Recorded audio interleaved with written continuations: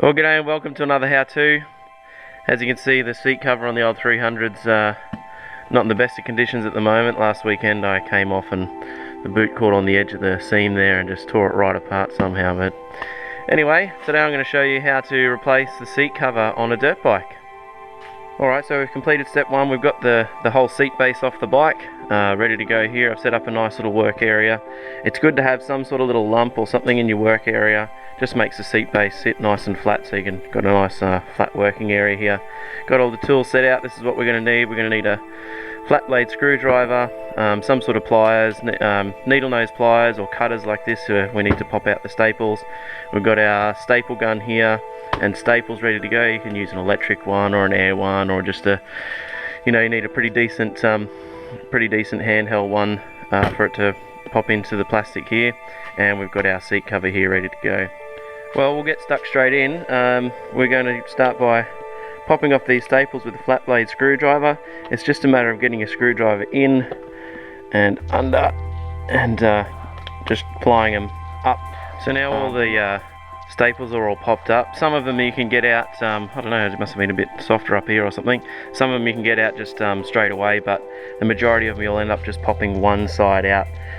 So this is where we start the process of just going around and just pulling them out. So needle nose pliers or cutters, I find cutters just easier to maneuver and handle. Now with your seat covers, you've obviously got a front and a back. You'll see the front has a little little pouchy bit for the front to sit into. The back sometimes do. This one is a little bit molded, but it's probably just because it's been on this seat base before. Actually fitting it to the seat base is getting the front on, and then we get the back on and throw a few staples in, and from there it's a matter of pulling the sides down tight. You'll find that if you start here and then you start going around as you go, that's when you end up looking like you've just wrapped the seat in a bit of black toilet paper. It's all got creases everywhere and doesn't look too good at all. Now I'm going to start with the front just here, just getting that in the right spot. Make sure it's nicely lined up. First staple in. Another good tip is to, before you put it on, is to leave it out in the sun. It just gets it a lot more pliable and easy to push around and move around. A couple of staples in this end as well. You don't want to go all the way around yet. Like you saw there, they're easy to take off if you get it wrong. See, that one there didn't go in nicely. They're easy to take off if you get them wrong. So if it's wrong, just pop them out and start again. It's not a big deal at all.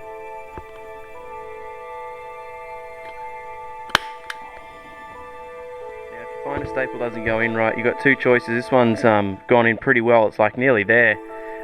So you can rip it out and do another one, or just a matter of giving it a little tap. I mean, like, it's just going in plastic, so you're just knocked in so quick and easy. You want to watch how your staple lengths are too, especially this small seat base here. You don't want to go too thick.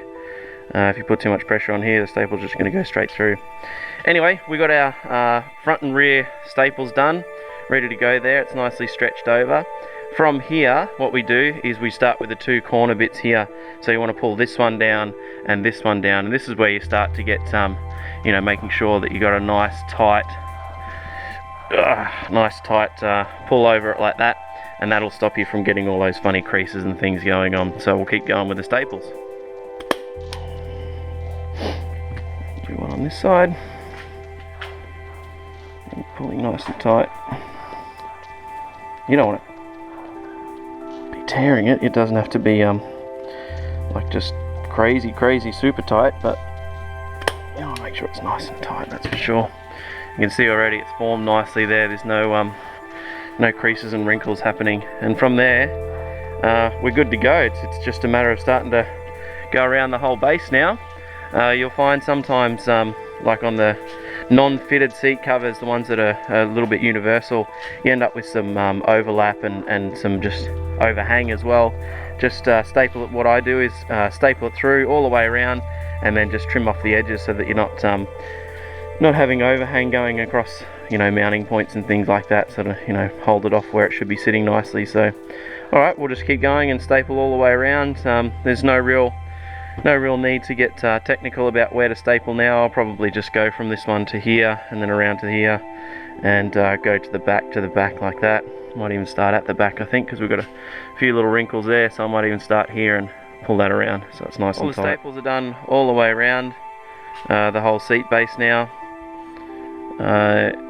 Some of them I did have to hit down with a hammer a little bit, and some are a little bit too close together or spaced too far apart some places, but it's on there, it's tight, and it's definitely not going to come off.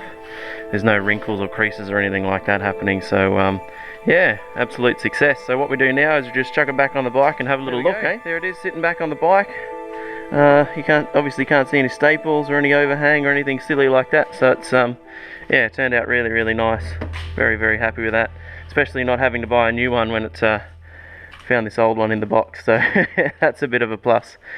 Alright guys, thanks for subscribing, thanks for watching. I hope this has helped a few people out. Give it a go, it's definitely not a hard task, so we'll see you on the next how-to.